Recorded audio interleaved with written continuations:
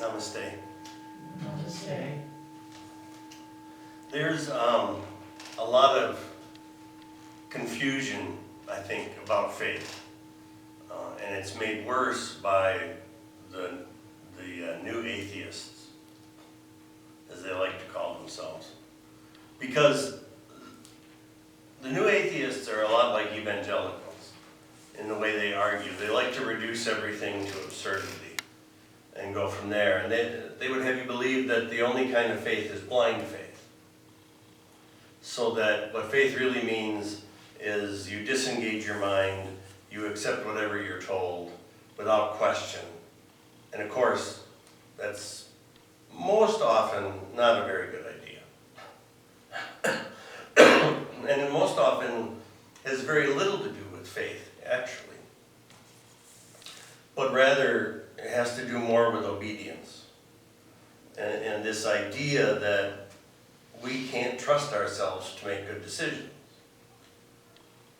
And Thomas is sometimes seen as an example of not having faith, but then having faith. And I'm going to say today, just for fun, that Thomas never has faith. At the end of the story, Thomas does not have faith. Because the opposite of faith is not doubt. The opposite of faith is certainty. You see, faith says, I believe when I go out in the morning, stick the key in the ignition of my car and turn it, it's going to start. Now that's not a guarantee that it's going to start. There's going to be some days I'm going to go out there and it won't. If I'm a reasonable person, I'm not going to say, that's it, cars never work, I'm never putting my faith in a car again as long as I live, I'll walk everywhere I go, to hell with cars. And yet, some people look at religion and religious faith that way, as if to say, well, I had faith that if I prayed for so-and-so to be healed, they would be healed. They weren't healed, therefore, I'm done with faith. Because it didn't work out the way I thought it would. Well, that reduces faith into something that's mechanical. I flip a light switch, it happens. And it also begs this question. Suppose that somebody you know is really sick, you pray for them, they get healed, does that mean they're never going to die? Well, no, it just means it's been postponed. So you haven't really changed their eventual outcome. So Thomas, in the beginning, says, I choose not to believe. Unless you bring me the proof, I refuse to believe. So he's taking himself out of the realm of faith. He says, I'm from Missouri. I'm only going to believe if you show me. And then he gets into this very strange place, or maybe John gets us there, whoever wrote John's gospel, because you have all these weird questions about this resurrection now. Is it bodily? Is it spiritual? If Jesus has a body, how does he walk into the room without opening any doors? If it's not a body, what is it that Thomas is sticking his hands into when he puts his hands into the wounds in Jesus' hand and the wound in his side? What's he touching? And it actually takes us away from the bigger question. Because whatever it is he touched or thought he touched, now he believes. Why does he believe?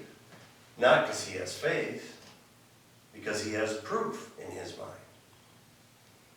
And that explains Jesus' response, which can be very curious if you don't understand Thomas in that way. When he says, have you believed because you have seen me?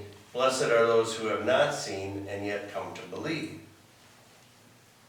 If something is standing there, big as daylight, right in front of you, it doesn't take a whole lot to say, Yeah, there it is. It's when we get into those situations, and there's tons of them in life, where we don't have concrete proof or concrete evidence, and we have to start piecing things together and trying to come to some kind of a conclusion about what we should do next. Whether it's who are we going to trust, who can be believed, is our boss telling us the truth, or is the company going to close next week? Which politician is lying least? Should we build that arena? Whatever it is, we're faced with these questions where we can't be sure. And what we come up with is, at best, an educated guess. And the only way to find out if we're on track is to try it out. And that's what Sharon Salzberg is trying to get to when she talks about faith in much more practical sort of ways. Faith can be an inspiration. Faith can be this idea that comes up. Maybe I'd like to try doing this. Maybe I need a hobby. Maybe this would be fun. Or faith can be confidence, like the car's going to start. Doesn't mean it's compelling the car to start or guaranteeing that it will. Faith can be patience. And maybe that's the biggest one. Maybe it's not so much patience as letting go. Because we all have times in our lives, and I dare say many of us have the majority of our lives, where we would feel so much better if we could just control the outcomes. You know, if people would just be kind enough to listen to us when we tell them how this should work out, and then cooperate in making sure that's what happens, life would be so much easier. And when things work out the way we'd like them to, that's great. But what do we do when they don't? If we have no amount of faith in the sense of confidence in ourselves and our abilities to carry on despite that adversity, we're going to be shattered. If we are one of those people who likes to manipulate situations, I heard a story the other day about a mother who had 3 sons. And she decided that since the first 2 got married fairly young, she'd push the 3rd one to get married. And wouldn't you know, the 3rd one meets a young woman who's only too eager to get married. Well, after about 6 months, the mother starts to see that there's a lot about this young woman that makes her very eager to get married, and now maybe she's reluctant that she pushed the son into go, no, marry this girl, and now they're engaged, and now she's trying to turn it around and, slow down the freight train that's now barreling down the tracks. She didn't have the ability to let that unfold however it was going to unfold. Her anxiety, in all likelihood, compelled her to try and control the outcome. And that's really just a case of self-deception. There are so few things in life we can control the outcome of that involve more than just ourselves. I mean, we can control when we get up in the morning. We can control to a certain extent when we leave the house. But when we start interacting with other people, now it's not so certain. Now we need to have faith that we can negotiate our way through life and handle what comes up. And if we don't get to that point, we'll find ourselves staying at home more and more, becoming more and more of a hermit, avoiding conflict more and more, and living, in the end, less and less. So I think, really, we need to start recasting faith. As as a recognition that there's times in our lives, both spiritually and very practically, when we sort of have to fill in the holes, if you will. We're given a partial picture, and then we have to connect the dots, fill in the holes as best we can, and then just carry on. And that there isn't a need to be perfect. Nobody's going to, we're not still in school, so nobody's going to hand us a paper with a big red F on it if we make a mistake. And that in those mistakes, there's actually opportunity for growth. That fortunately, mistakes don't mean we get set back a grade. Grade school was for all of us a little while ago. And life can really be an adventure as long as we're willing to relax. And then there's this thing about forgiveness.